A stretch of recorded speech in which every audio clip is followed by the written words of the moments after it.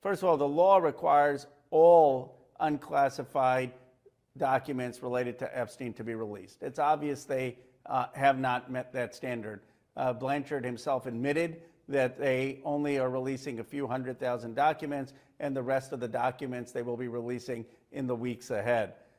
It is disappointing that they haven't been able to release these documents on time in compliance with the law. While it's clear they're trying at the very least to meet the deadline, they should have been able to do more. And if they couldn't do it, they should have met with the survivors' lawyers or with the Oversight Committee or with Massey and me to explain why not.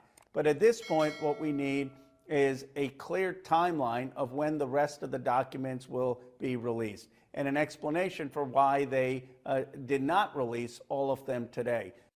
The second thing is that some of the documents, I've just been scanning them, have very heavy redactions. This including documents for which judges ordered released, like the grand jury testimony in New York. They owe the Congress and the American public an explanation for every redaction.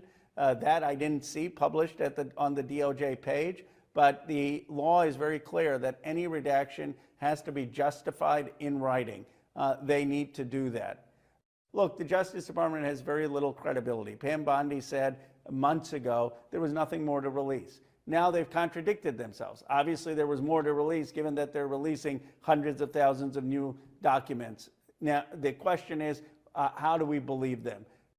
We know from the survivors' lawyers who've seen a lot of the files what are the key documents. Obviously, we can't be sure if it's fully comprehensive, but there are a lot of survivors' lawyers who've seen many of the key documents. There are many survivors and survivors' lawyers who know some of the other rich and powerful men who were on Epstein's rape island, who want those names out there, who know other men who trafficked in women or in some cases even abused women. And if those names are not coming out there, if those witness interviews are not coming out there, we know it's an incomplete release. We could hold impeachment hearings for Pam Bondi if it gets to that, or Todd Blanche. We could hold them in inherent contempt of Congress, again, if it gets to that. We could refer Justice Department officials for criminal prosecution if it looks like they have engaged in excessive redaction or tampering.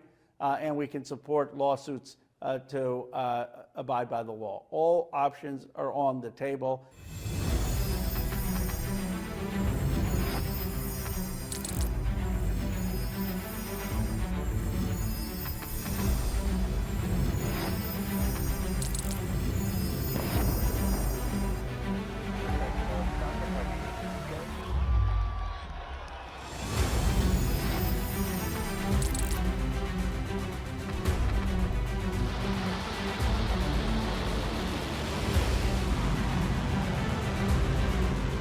Fighting so long and so hard that they don't know what the they're doing.